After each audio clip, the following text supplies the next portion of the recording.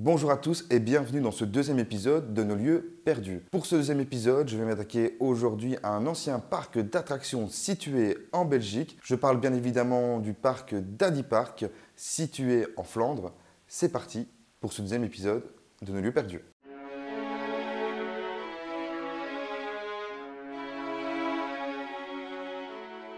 Daddy Park était l'un des plus vieux parcs d'attractions situés en Belgique. En décembre 2011, il est annoncé que le parc est prêt à être démoli. En juin 2013, le parc est complètement détruit. Il ne reste plus qu'un seul bâtiment debout. Le dernier bâtiment encore debout est un ancien bâtiment de restauration où les jeunes de la région sont venus en faire un skatepark improvisé.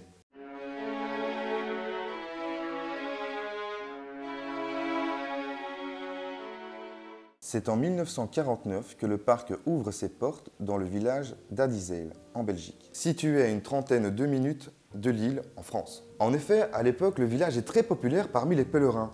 Beaucoup viennent visiter la basilique Notre-Dame de la Dalise. À l'origine, le parc était d'ailleurs simplement une aire de jeu pour les enfants des visiteurs de la basilique. Il faut savoir aussi qu'à l'époque, le parc détenait le plus grand pont de singe, un pont suspendu. A contrario, Daddy Park n'avait aucune grande attraction moderne. Il s'agissait plutôt d'un parc accessible et abordable pour les jeunes enfants. Depuis son ouverture, énormément d'écoles emmenaient les écoliers au parc durant les sorties extrascolaires. D'ailleurs, cette habitude de promenade scolaire dans ce parc aux attractions traditionnelles a perduré jusqu'à la fin, même si la concurrence était déjà installée. Belloart, Mellipark qui est maintenant Plopsaland et Walibi. Durant les quelques décennies de l'ouverture de Daddy Park, un pasteur du nom de Gaston Dewaer fait évoluer le parc en construisant des attractions plus modernes, souhaitant voir le parc s'agrandir et devenir un véritable parc d'attractions pour les enfants, d'où le slogan « Where King Koning is » où les enfants sont rois.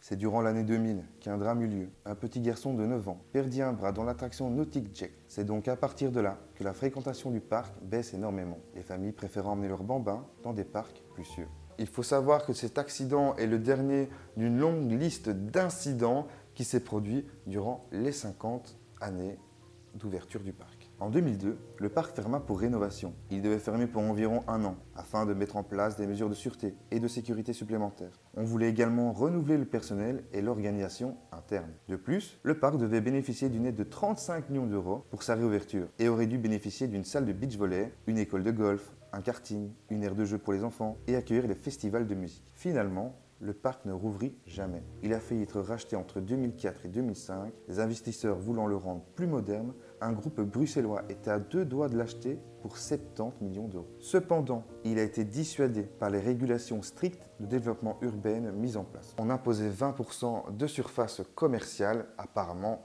ce n'était pas assez. En décembre 2011, ce qui devait arriver arriva. Le site de Daddy Park va finalement être rasé à la suite d'une décision du conseil communal de Morslade. En 2015, le parc est vidé à la suite de la destruction de celui-ci. Il ne reste plus qu'un bâtiment de restauration qui est transformé en skatepark improvisé et un gigantesque terrain vague. En 2016, on a émis l'idée de transformer le parc en un lieu de récréation verte. On parlait aussi de recréer un mini-golf, un zoo et des magasins.